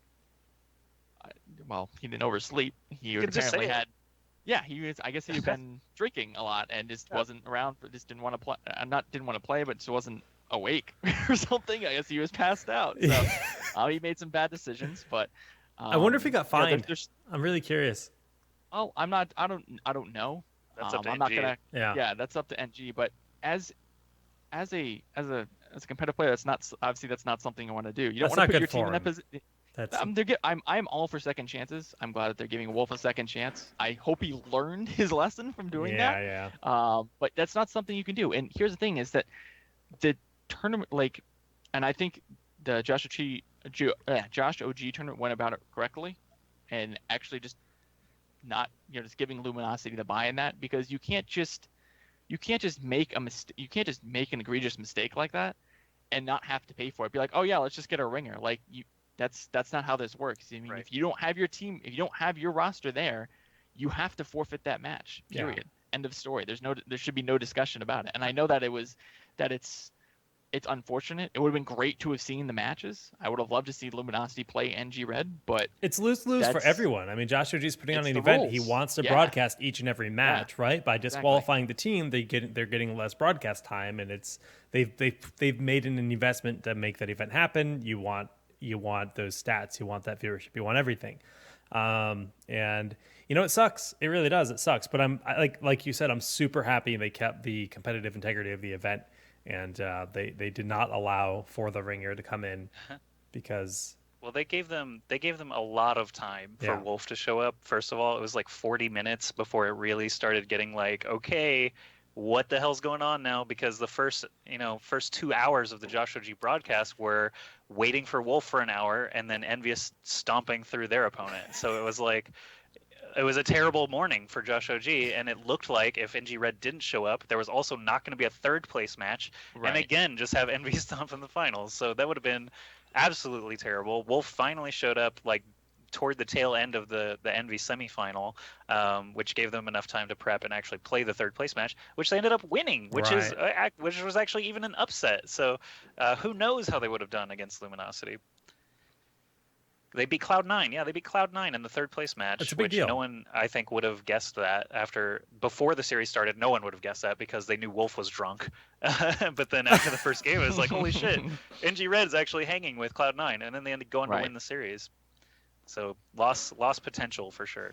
Yeah, well, I mean, it's giving us an exciting look for the future. Obviously, they were able to take that third place and get the $3,000. That was I mean, not only did they win, but they knocked Cloud9 out of the money too. So that's also a big deal. Like, only top 3 payout. It's probably gonna be pretty common for Overwatch, especially for online events. Top 3 payout is maximum, just because 6v6 it becomes it's a lot of people you have to pay, right?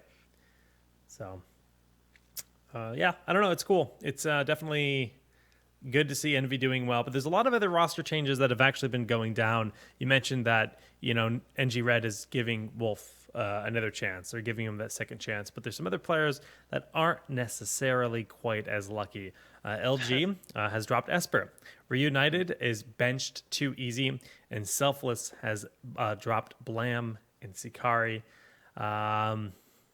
lot of changes, and I hear there's potentially more happening.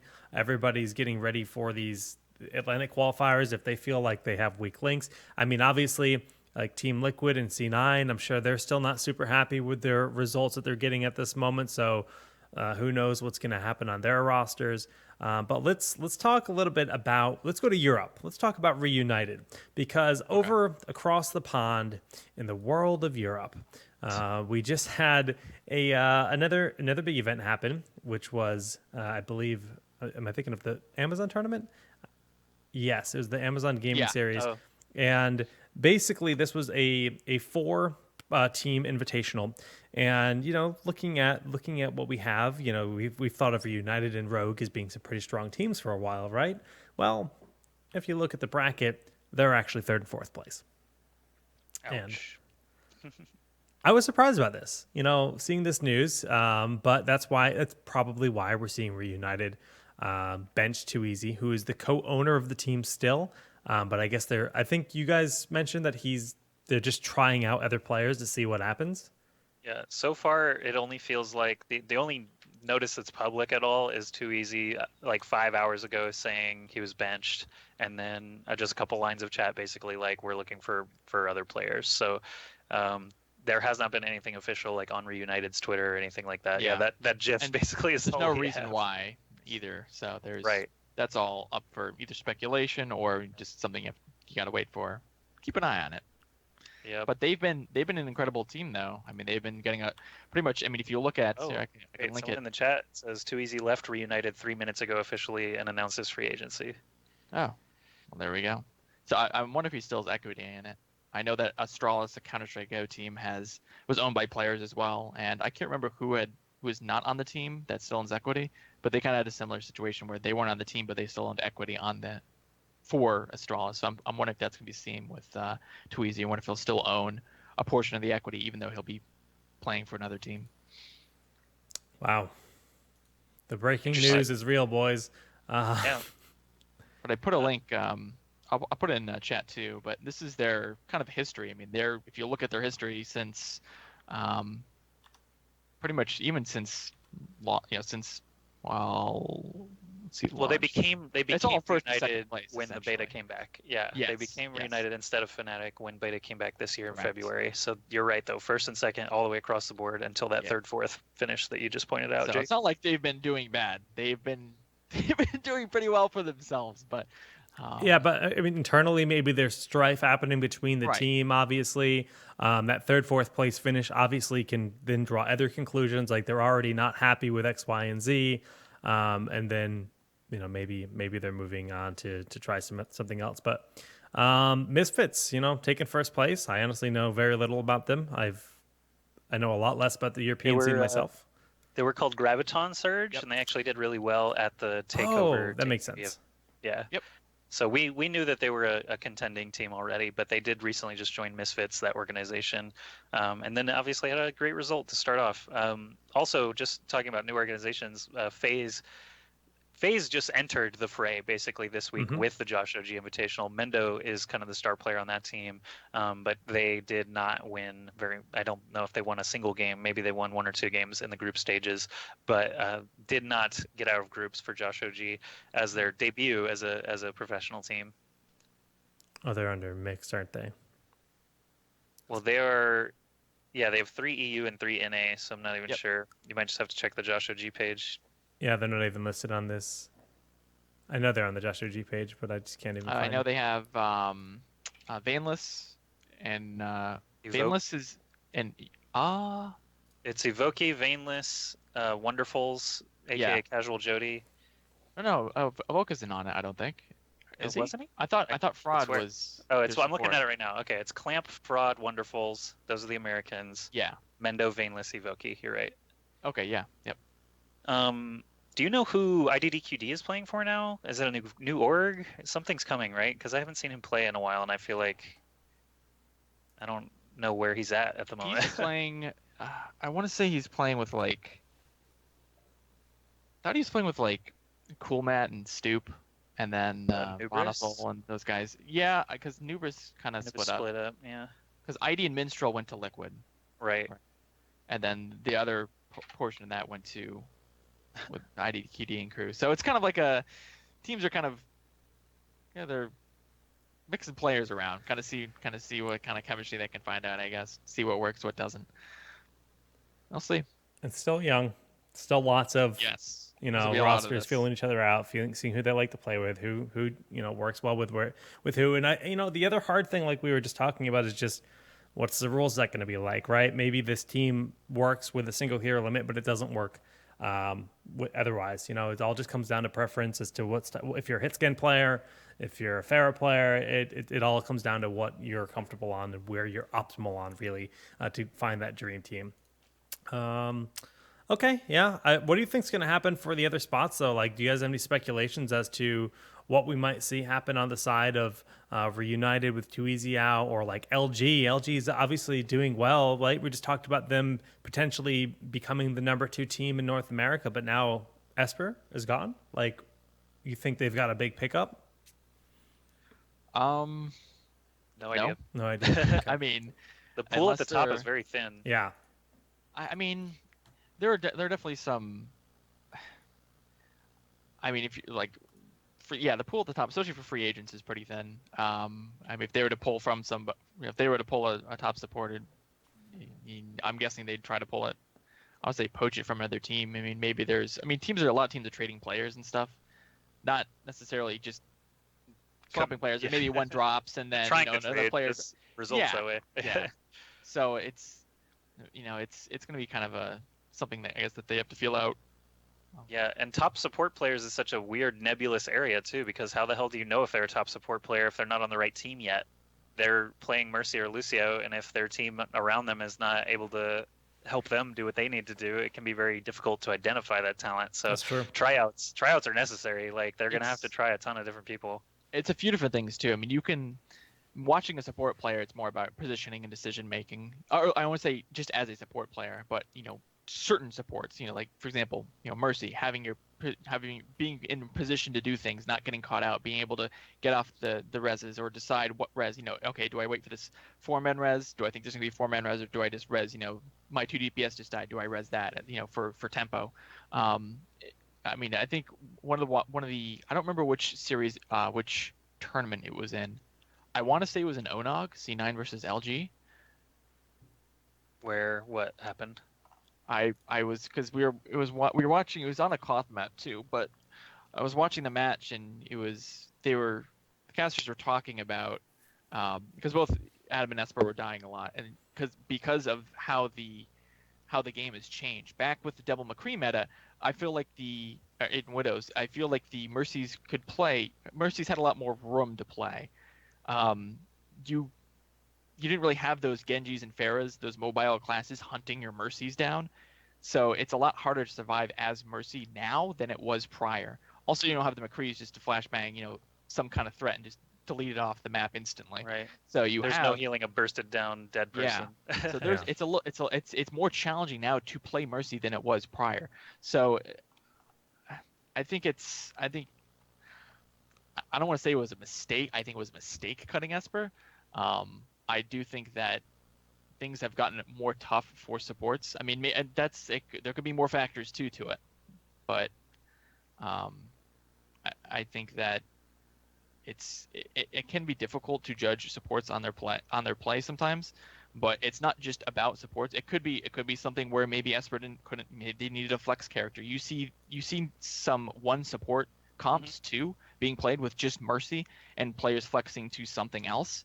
So maybe they need a support who can also flex play more, have a more diverse flex play as well. Mm-hmm. I don't Makes know. sense. It could be multiple factors. Yeah, no Mercy came into play a few times, attacking point A of payload maps. So like Numbani, Hollywood, Kings Row, a lot of times on offense you'd see people run no Mercy just until they capture that point and then they flip. So that would be a situation where a flex would be better, but who knows? We don't know. And the article, or like the statement from Shade on Twitter, was not super in depth. It was just like basically this is we're ready to go to the top tier, and we think that Esper is not going to come with us to the top tier. So it wasn't like any call outs or anything like that. Right. And then Too easy. Again, we don't know anything about what that conversation looked like. On his Twitter feed, it was like, "Hey, I'm gonna do some scrims. Hey, I'm cut," and it's like, "Oh shit, what happened?" That was probably a bad scrim. No, but or he didn't get to play it at all. But yeah, roster changes. They're serious, and it really makes a huge difference for these teams that I felt like Luminosity was on the rise. So to me, it felt a little out of the blue. Like people were picking on Esper because he was, he couldn't get a res off against Cloud9. Hey, guess what? Cloud9's really fucking good. They're probably trying to kill the Mercy as hard as they can, and it's really difficult to gauge that sort of You thing. could see both Mercies dying a lot too. It wasn't just Right. Esper. I mean, maybe Esper was dying more, but like I said, the meta has changed. It's a lot. It is harder to survive as Mercy. You don't have tons of instant protecting kills. you, and you have these mobile characters in Pharah and Genji and Tracer trying to find you. And here's the thing: is that let's take it up another level here. Let's think about scrims. A lot of these teams scrim each other a lot. You don't think they're looking at their VODs saying, okay, where are these Mercies? Where do these Mercies like to hide? Where do they like to hide more? I mean, I know that I'd be doing that. Should be, like, yeah. Oh yeah, that's priority.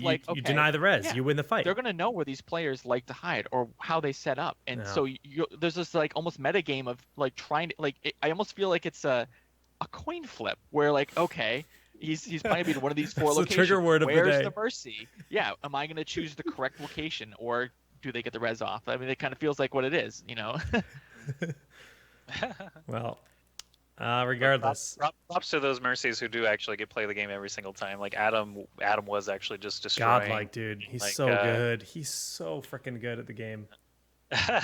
It's just a matter of timing, man. Really, timing and positioning is all it's about. And so that's why, again, just looping back to close the thread, it's going to be difficult for Luminosity, I think, to find a new support player, whereas Reunited looking for a new DPS player, they're probably going to have their pick of the litter. Like any free agent DPS would probably be, very thrilled to play with Reunited, who has such a good pedigree.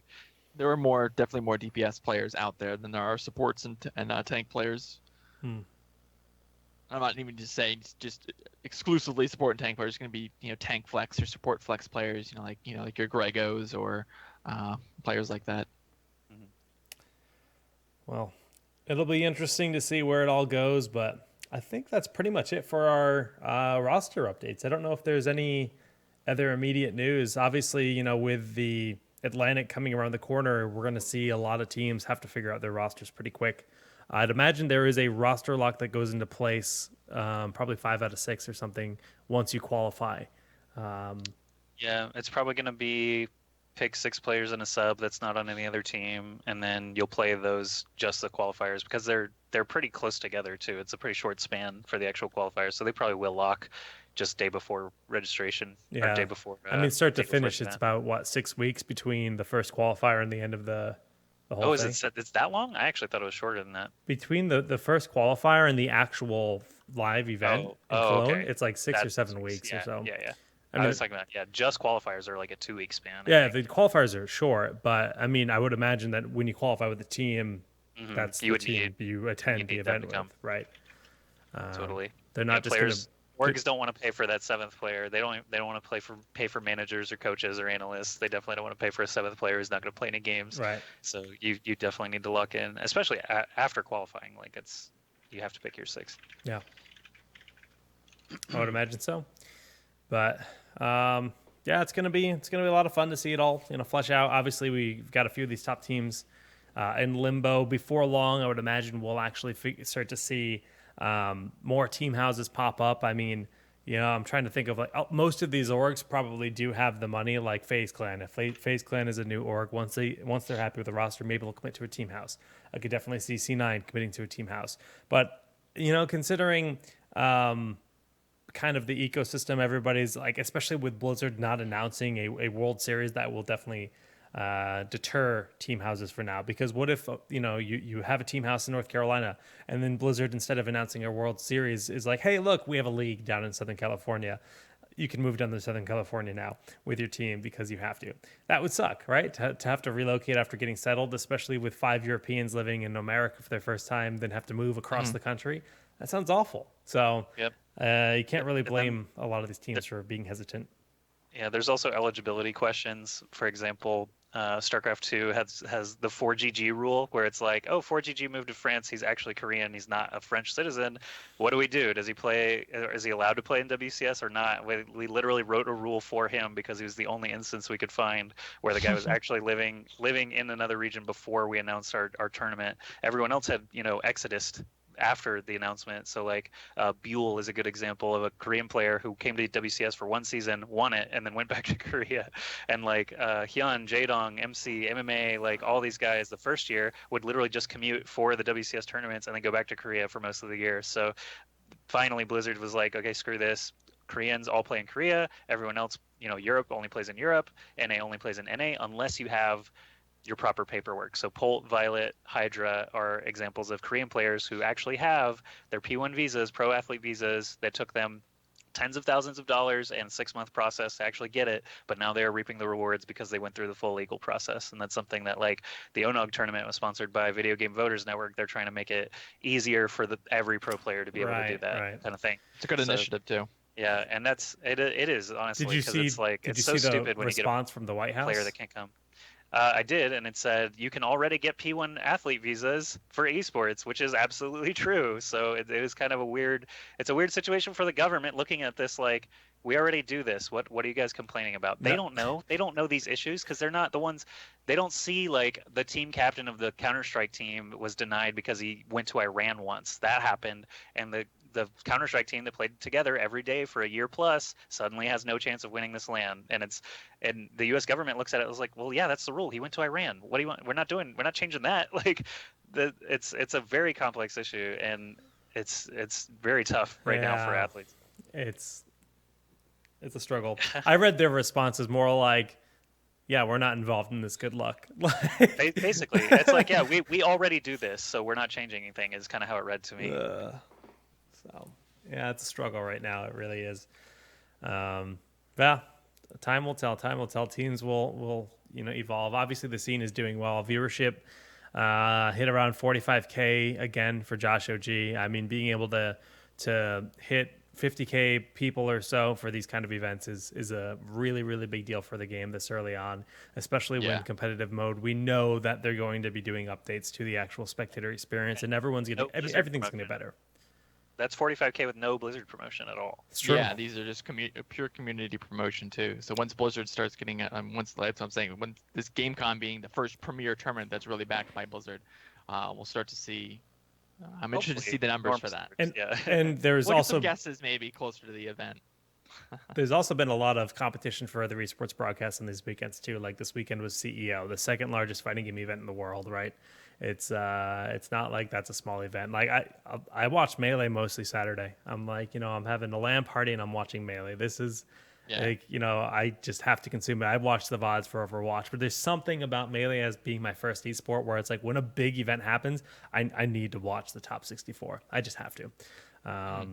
And, it's just one of those things that affects live viewership for sure. I tuned into some, but most of it's VOD for me. Who's your favorite Melee player? Of all time or presently? Yes, all time. Let's just say all time. Oh, how about both? Well, if it comes to actual play style of just like watching them play the game, I think it would have to be Mango of all time, because Mango just styles and he's the bad boy. But when it comes to just personality and human, for the top players, I'd probably go with modern day Hungrybox. I used to hate the kid. When he was young, but he was really, really young. And but now that he's an adult, he's actually one of the coolest people I've ever met. He's a really cool guy. But cool. Siegel was hitting. Siegel had 46,000. 46K. He had 35K when we started the show today. Oh. I was watching him a little bit earlier doing his ranked. It's because he's playing ranked, and he's not losing like ever. Oh my god! It's a spectacle. Good for him. That's awesome. Someday we'll have Siegel on the show. Someday. We'll probably have to change our hours though because we don't want to take his stream schedule.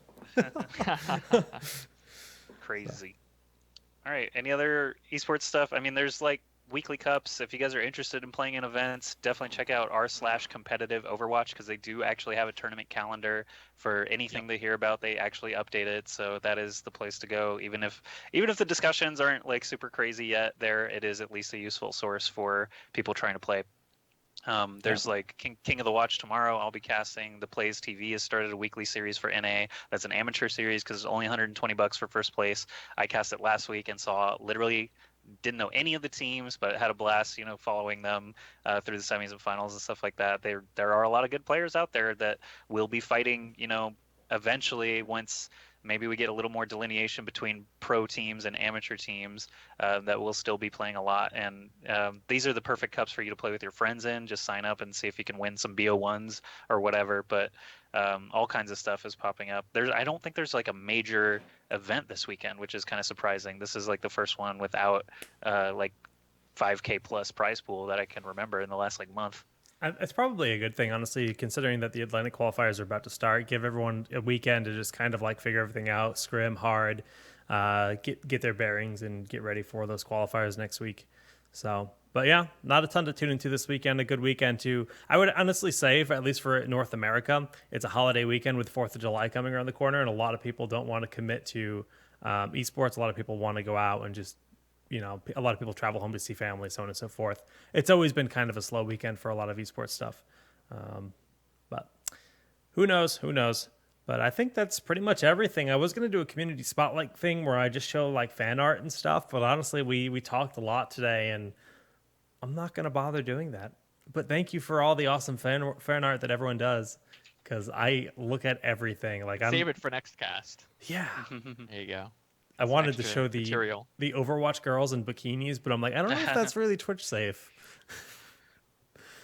It's just a drawing. They have a whole creative That's true. stream. That's true. Alrighty, Spo. Let's go into shout outs, starting with you. All right. You can follow me on Twitter at Team Spo. Also on YouTube at Team Spo. I upload scrim VODs and montages and stuff there. And you can also follow me on Spo TV on Twitch. Start streaming more, man. Get on it. I need a better computer, man. It lags too much. I get anywhere between 70 and 90 FPS while I stream. It's not enough for me, man. I need more FPS. I lock at 70, man. I can still do it. You just have to get used to it. I've never played with 144 hertz, so I really have no basis of comparison. I recently got a 144 hertz monitor. I swear. So now you can't go back. Yeah. I can't. Because the new patch a couple days ago actually reverted my hertz, like my in-game, 144 hertz to 60. I was like, why is it so laggy? I took me a day to figure it out because I was looking at my settings. I'm like, everything's fine, same resolution, everything. But that was the only thing it changed. It changed my hertz there, and I was because I was checking on. I just couldn't find out the problem, and somehow it just popped up. I'm like, wow, how did I actually miss this? But yeah, it made that much of a difference. Dude, totally. I have a 144 hertz Asus monitor, and it's the dream, man. It really is. Yep. It's you can't once you experience it, anything else feels terrible. I'll likely invest in a second rig for streaming soon anyway, and that might be the time to just make the move to 144 hertz. But anyway. Yeah. I don't have anything now. I got this new webcam, which does look better, so I'm happy about that. Nice. I had a six-year-old webcam that I was like, okay, this probably can use an update. Right. But anyway, the C920 from Logitech is what this one is. Pretty good. It had good reviews. Something similar. That's my spare, my backup. It's a good. Gotcha. It's a good webcam. That's it. Yeah. That's good. It's a nice camera.